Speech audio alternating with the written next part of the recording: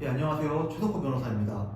오늘 학교폭력 관련 승소 사례를 통해서 극적으로 처분을 낮출 수 있었던 소송 전략을 설명해 드리고, 왜 변호사를 선임하는 것이 중요한지에 대해서 설명을 드려볼게요.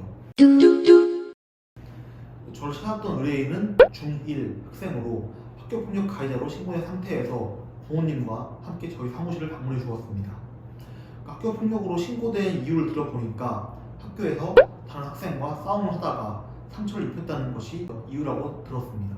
좀 더 자세히 들어보니까 이 싸움은 상대방 학생이 먼저 의뢰인한테 SNS 메시지를 통해서 싸우자라고 말을 해가지고 시작이 되었다고 하더라고요.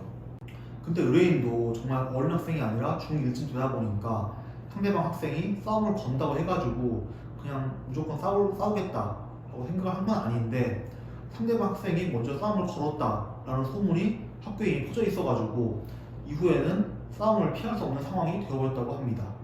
사실 중1 남자 학생쯤 되면은 좀 이런 싸움을 피했을 때 친구들이 막 겁쟁이를 놀릴 테니까 이런 점도 싸움을 하게 된 큰 이유 중에 하나가 아니었을까 생각이 되고요. 어쨌든 간에 두 학생은 싸움을 하게 됐는데, 어떻게 된 게 의뢰인이 일방적으로 상대방 학생을 때린 걸로 끝났다고 합니다. 근데 여기까지 보면은 그냥 중학생 남자 아이들이 싸운 사건으로 끝날 수 있겠지만은, 문제는 상대방 학생의 부모였습니다. 상대방 학생의 부모는 상대방 학생이 먼저 메시지를 보내서 싸우자고 했는데도 불구하고 의뢰인이 먼저 상대방 학생을 왕따시키는 것을 주도했고, 예전부터 계속 시비를 걸어왔기 때문에 상대방 학생이 분을 참지 못하고 의뢰인에게 싸우자라고 메시지를 보낸 것이다 라고 주장을 했고, 또 의뢰인이 이러한 상대방의 메시지를 기회 삼아가지고 상대방 학생을 일방적으로 때린 것이다 라고 주장을 했어요. 그 때문에 그 의뢰인은 학교폭력위원회의 그 심의를 받는 동시에 형사고소까지 당하게 되는 일을 겪었습니다.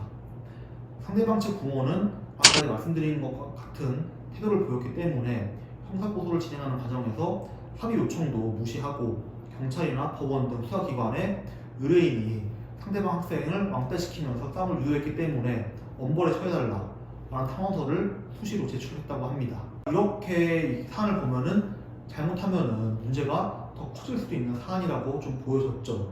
그러니까 심지어 이 상대방 측 부모는 자신의 일방적인 근거 없는 주장을 언론에 제보까지 해가지고 기사까지 나오게 하는데, 의뢰인을 심지어 강하게 압박했다고 합니다.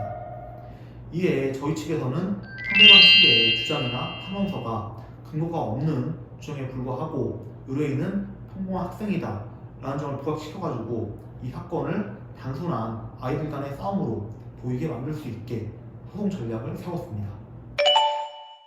물론 근거 없이 터무니없는 내용으로 전략을 세우진 않았겠죠.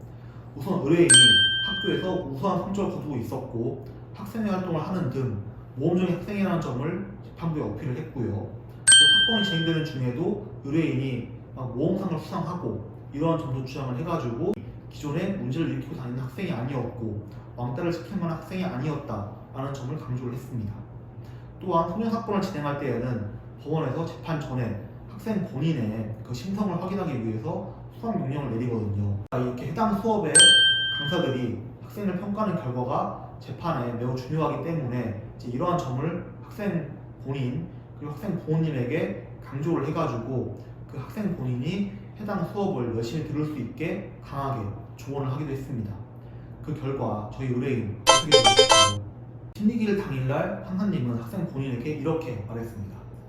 아무리 분위기가 만들어졌다고 해도 싸움을 해서는 절대로 안 된다 라고 말이죠. 즉 판사님도 의뢰인이 어쩌다가 한번 싸움을 한 것이라고 판단을 한 것일 거고, 상대방의 주장처럼 의뢰인이 예전부터 상대방을 괴롭히고 왕따시킨 것은 아니라고 판단을 하신 거죠. 덕분에 의뢰인은 보호관찰 처분을 받지 않는 등 소년 재판에 넘겨진 것을 감안했을 때 굉장히 가벼운 처분을 받고 사건을 좋은 방향으로 마무리를 지을 수 있었습니다.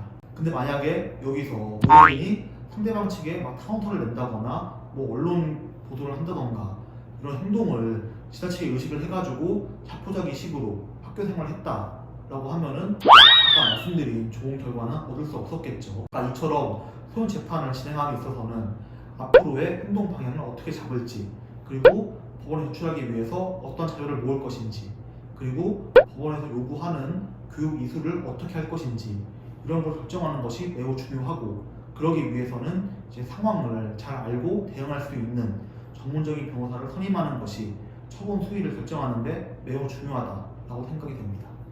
때문에 소형 재판을 진행하면서 약한 처분을 원하신다라고 한다거나 아니면은 법원의 요구에 대해서 어떻게 대응해야 될지 모르겠다라고 하신다면은 망설이지 말고 변호사에 상담을 받아보시고 함께 대응하는 것을 추천을 드립니다. 오늘도 영특한 취번 승소 사례가 도움이 되었다고 한다면은 구독과 좋아요, 알람 설정까지 모두 부탁드리겠습니다. 다음 승소 사례에서 뵙겠습니다.